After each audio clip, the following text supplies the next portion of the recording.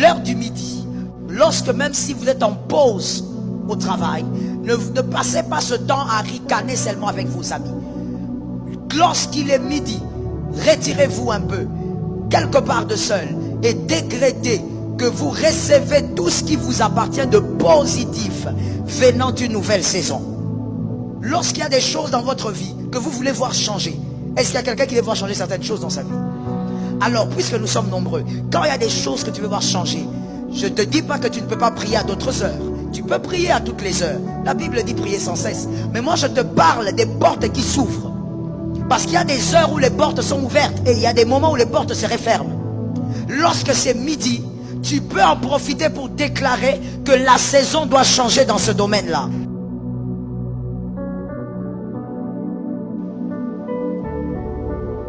La troisième porte majeure, c'est la porte du midi.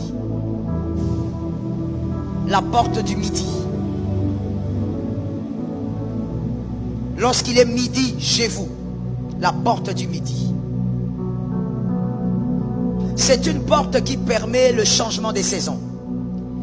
À cette heure-là, il y a une porte spirituelle qui s'ouvre, qui permet à des choses invisibles d'entrer dans le monde visible, mais vous permettant de vivre les effets d'une autre saison.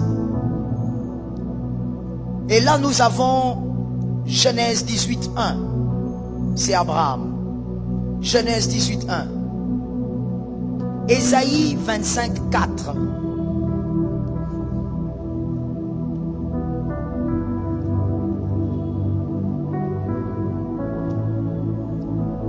On va lire Ésaïe 25:4.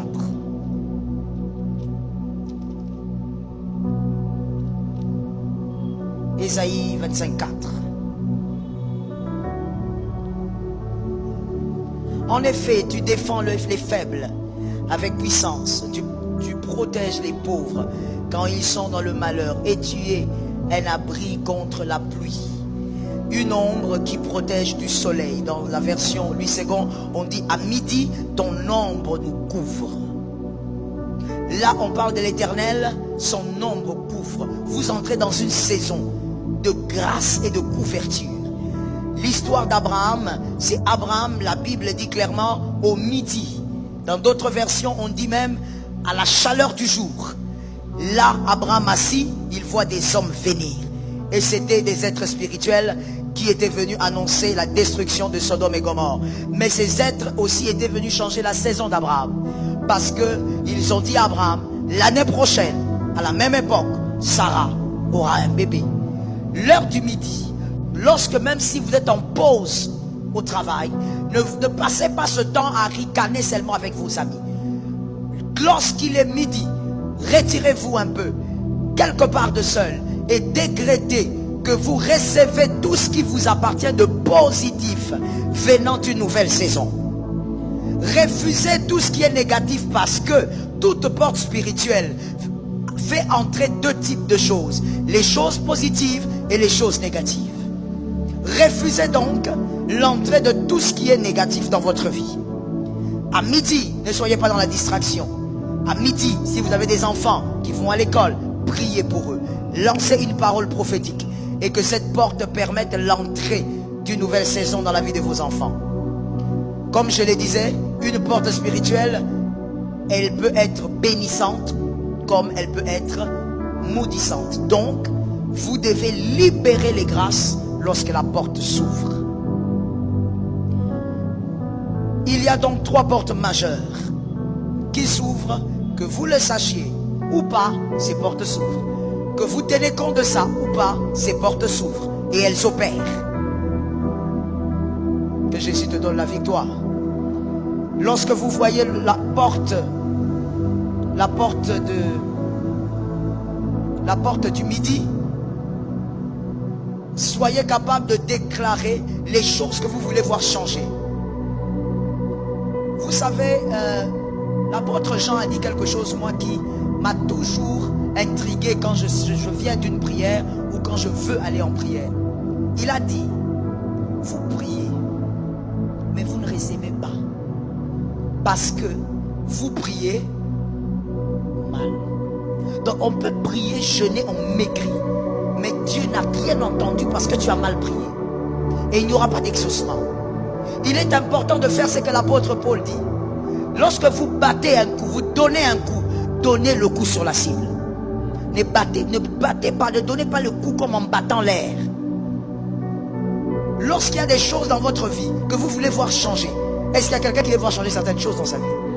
Alors, puisque nous sommes nombreux, quand il y a des choses que tu veux voir changer, je ne te dis pas que tu ne peux pas prier à d'autres heures. Tu peux prier à toutes les heures. La Bible dit prier sans cesse. Mais moi, je te parle des portes qui s'ouvrent. Parce qu'il y a des heures où les portes sont ouvertes et il y a des moments où les portes se referment. Lorsque c'est midi, tu peux en profiter pour déclarer que la saison doit changer dans ce domaine-là. Parce que c'est une porte ouverte pour changer les saisons. Abraham a vu ces trois hommes. Abraham ne savait pas que ce jour-là, sa vie allait changer. Et c'est ce jour-là que sa vie a changé. Et Dieu vient à midi parce que Dieu respecte les portes. Est-ce que quelqu'un m'entend? Dis à ton voisin que l'Éternel t'aide à vivre exactement ce qui a été prévu pour toi.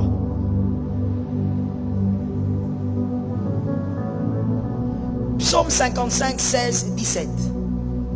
Psaume 55, 16, 17.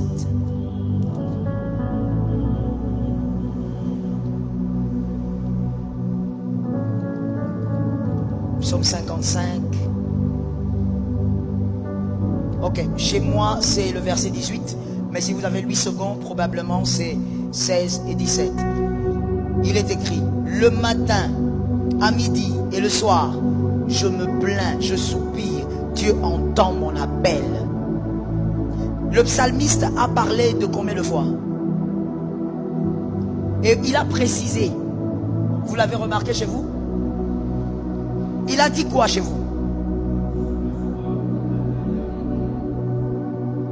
Il a ciblé 3 moments. Pourquoi? Parce que ce sont les 3 portes. Les 3 portes sur lesquelles il faut profiter. Lorsqu'il dit le soir, dans certaines versions on dit la nuit. On profite des portes ouvertes.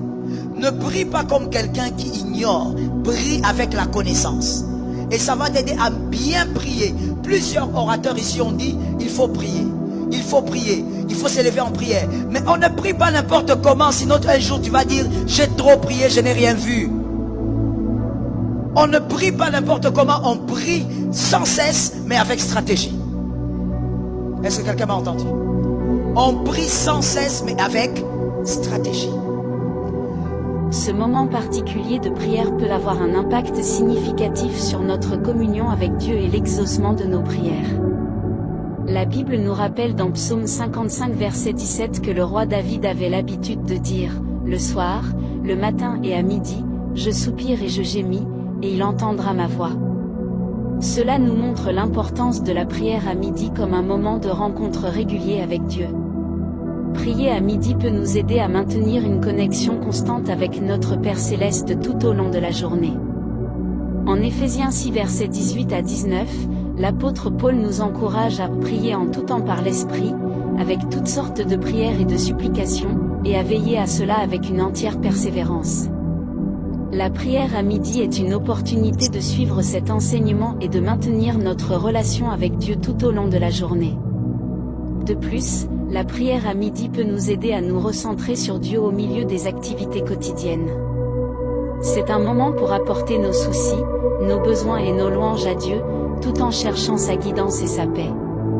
En conclusion, mes chers frères et sœurs, la prière à midi est un moyen précieux de cultiver une vie de prière constante et d'approfondir notre relation avec Dieu.